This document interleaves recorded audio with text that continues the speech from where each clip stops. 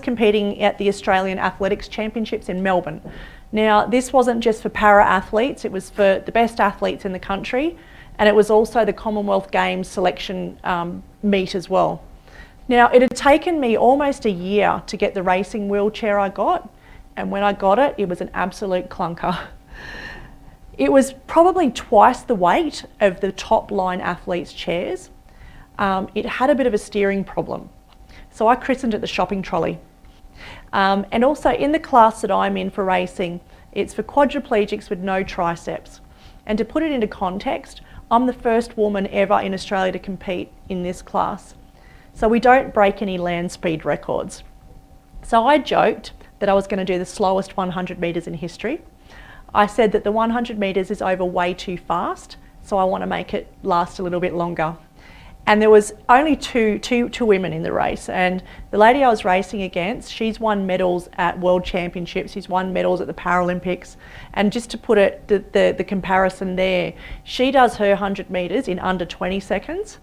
The best I'd ever done was 59 seconds.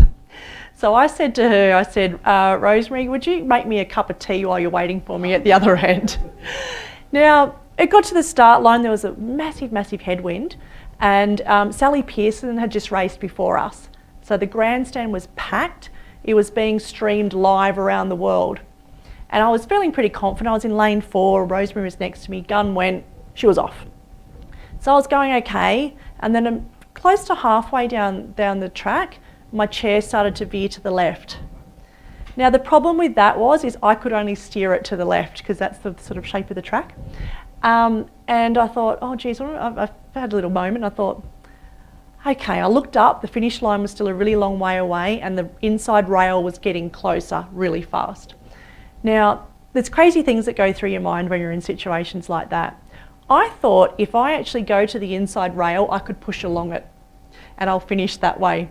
So I started to do that and then I got stuck. And I was stuck on this rail in front of a packed grandstand.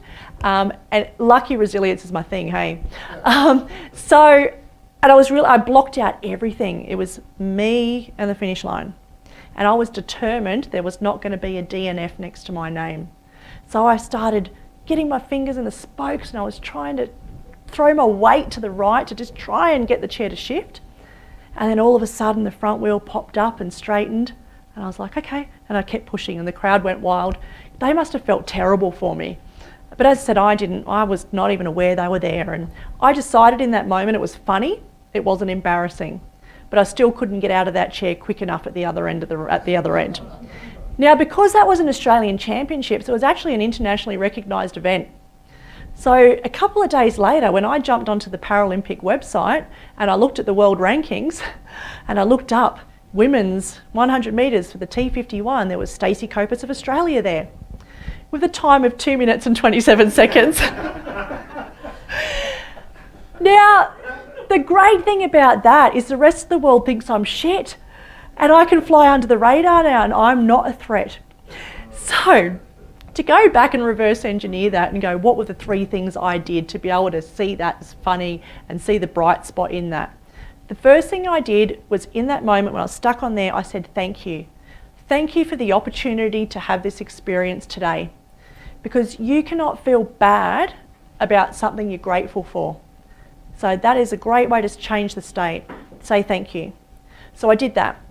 The second thing I asked was, what is the lesson in this? What I learned in that was you've got to be very careful about the use of sarcasm. Because if you go back, I was talking about a shopping trolley, the slowest 100 metres in history, make me a cup of tea, all of those things. I manifested that entire situation. So be very conscious of the use of sarcasm. Focus on what you do want and having the right energy and the right tone in the things you say. And so the third thing is how will this help someone else?